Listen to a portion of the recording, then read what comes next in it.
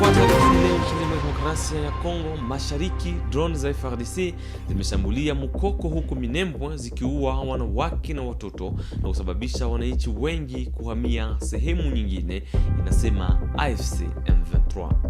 Wakati hayo yakijiri, wazalendo wamezuia meli zote kutoka Uvira kwenda ziwa Tanganyika, wakizuia wananchi ambao tayari wamekumbwa na ukata wa mpaka na Burundi.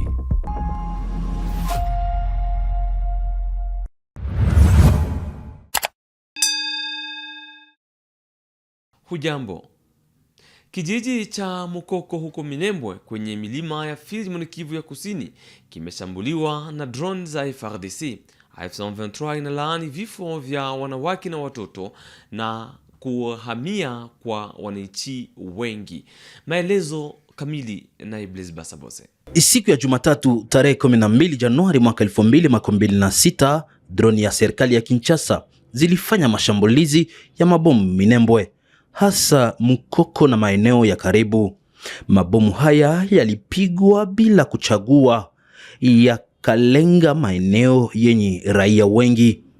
Wanawake na watoto waliuawa na watu wengi walikimbia maskani yao, alisema Laurence Kanyuka katika taarifa aliyoichapa kwenye mtandao wa X. AFC M23 inalaani vikali mashambulizi haya dhidi ya raia wa mashariki ya DRC. Tunatahadharisha taifa ya jumuiya ya kimataifa kuhusu kukiukwa mara kwa mara kwa makubaliano ya kisitisha mapigano ya jeshi ya Kinshasa.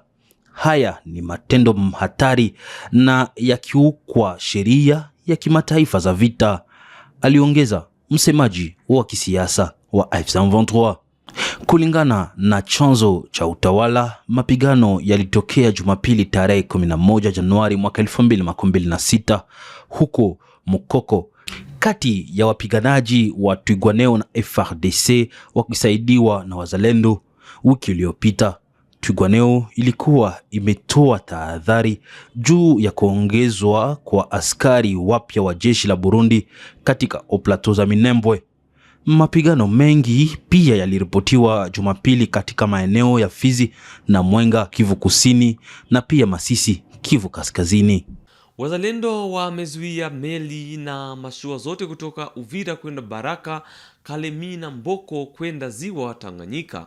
Kwa mujibu wa msemaji mmoja wao katika eneo la Fizi, kila mtu atakayekuwepo kwenye meli atachukuliwa kama adui, kukamatwa na kuadhibiwa vibaya.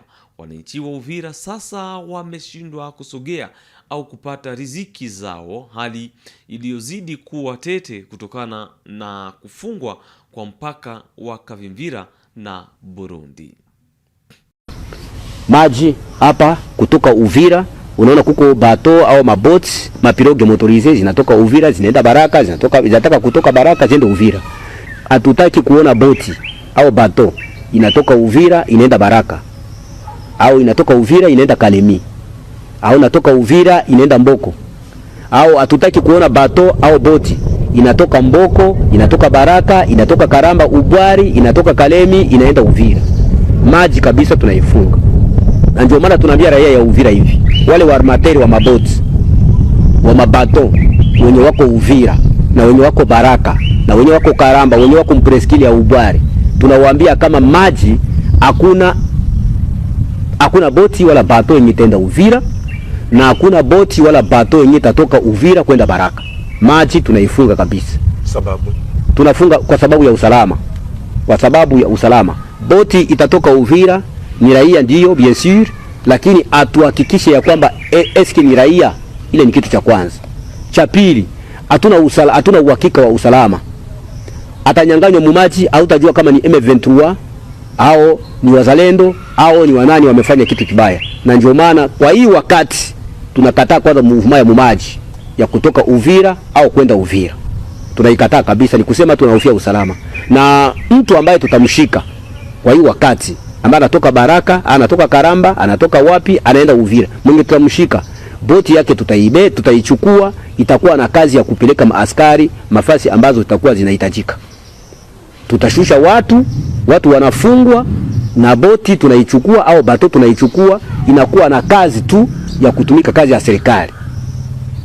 Na waza watu wananisikia, watu wa Uvira wananisikia, watu wa Baraka kupitia media wananisikia, na watu wa Kongomani wetu wananisikia. Watu wasilaumu. Hiyo hatua itaanza tangu siku gani? Hii hatua inaanza tangu sasa hivi. Hatua imeanza tangu sasa hivi. Tulikuwa tuko tulifanya, lakini hatulikuwa hatua ya biofficialize. Ni wakati mimi kama vile msemaji wa Wazalendo Msikivu ninabisema, ina maana ya kwamba ni order ambayo inatoka ngazi za juu. Tumekataa kabisa boti kutoka Uvira, bato kutoka Uvira kwenda maeneo ambazo sisi tunakonta. Tarehe make ukisema leo ambapo tufuata kesho atafikiri. Tukisema leo hapa tuko ni tarehe, hapa tuko saa moja na minute 14. Hapa tuko siku ya 6, yaani samedi le 10 janvier 2026. Ndio leo. Nando hapo kabisa. Nando hapo tunakomea hapa. Tunasema ya kwamba tunakaza, tunasulinye. Tunasema hakuna bato itatoka Uvira iende Baraka, au kutoka Baraka kwenda Uvira, au kutoka Uvira kwenda Presqu'île ya Ubwari, au kwenda Kalemi. Tunakataa, au kutoka Kalemi kwenda Uvira. Tumepiga marefuku na waza mko mnaona mare yetu. Hiyo mare yetu hivyo sasa hivi wako wanaweka mazutu ndani ya mashini zao, waanze doria. Wasione kabisa chombo kinatoka huku kinaenda huku na kinatoka huku kinaenda huku. Shirika la Umoja wa Vyama vya Maendeleo ya Jimbo la Ituri linapendekeza mazungumzo ya moja kwa moja na Thomas Lubanga, kiongozi wa harakati ya waasi ya CRP. Shirika linaona kuwa njia ya kisiasa ni muhimu kulinda vijana, kupungua ukatili na kurudisha amani polepole bule, amesema Michel Meta, wani kiongozi wa shirika hilo la UNADI. Et à la fin, nous avons constaté, monsieur le journaliste, que comme la CRP devient très active dans cette zone, il est important que le gouvernement de la République ouvre la voie pour un dialogue direct avec Thomas Lubanga. Le fait de laisser ces citoyens à l'extérieur du pays, en train de continuer à manipuler les jeunes pour ces objectifs que nous ne connaissons pas comme communauté, il y a le risque que sera grave parce que il y a beaucoup de jeunes qui sont inquiétés, qui risquent encore d'adhérer dans ces mouvements et le contrôle de cette situation deviendra très compliqué. C'est pour cette raison que nous avons formulé cette recommandation.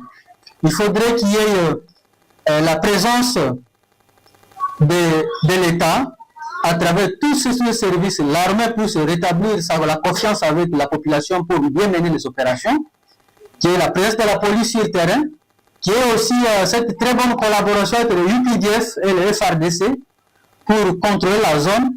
Olivier Kamitatu, msemaji wa mpinzani Moise Katumbi, analaani kuwa jeshi la Kongo limeweza kuua wananchi wengi wasio na silaha huko Bukama, jimboni Holo Mami. Anasema ni kuzihaki kwa serikali na anapingana na taarifa ya jeshi FARDC inayosema kuwa kulikuwa na mapigano kati ya Wamaimai Zulu na jeshi la Kongo likisababisha mauaji ya Wamaimai 4. Tshisekedi et Kabila, qui est le moins bon? Je pense que c'est le peuple congolais qui peut le mieux juger ceux qui le dirigent. Et aujourd'hui, tout le combat d'Étienne Tshisekedi et celui que nous avions engagé avec Félix Tshisekedi pendant quelques mois, eh bien le peuple congolais a aujourd'hui, il voit le vrai visage de Félix Tshisekedi.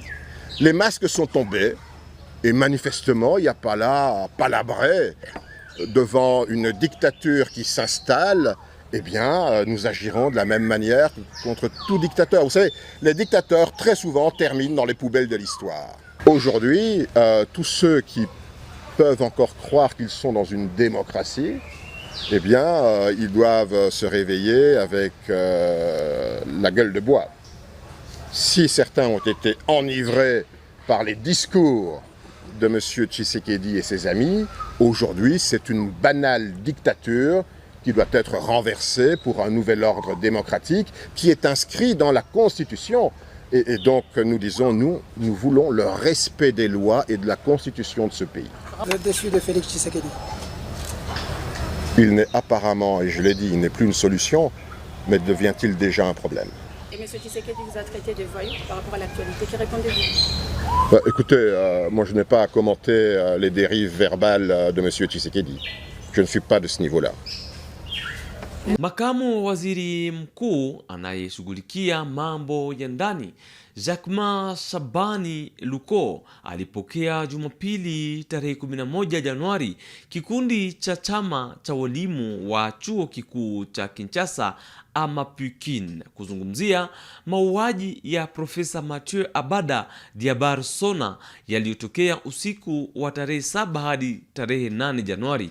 Makamu wa waziri mkuu amewaahidi walimu usalama wa kampasi, mji wa walimu na mitaa ya jirani. Baada ya ahadi hizi, APUKIN ilisitisha maandamano yaliyopangwa tarehe 12 Januari hii leo. Waziri wa jimbo wa mafuta Akasia Bandubola Mbongo na waziri wa miundombinu na majengo John Banzalunda walitembelea Jumamosi na Jumapili wilaya ya Masina mjini Kinshasa.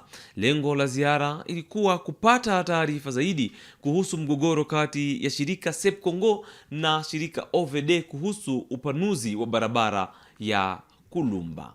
Waziri wa madini Louis Watum Kabamba alitoa mradi wa Mifor katika kikao cha 74 cha kawaida cha baraza la mawaziri.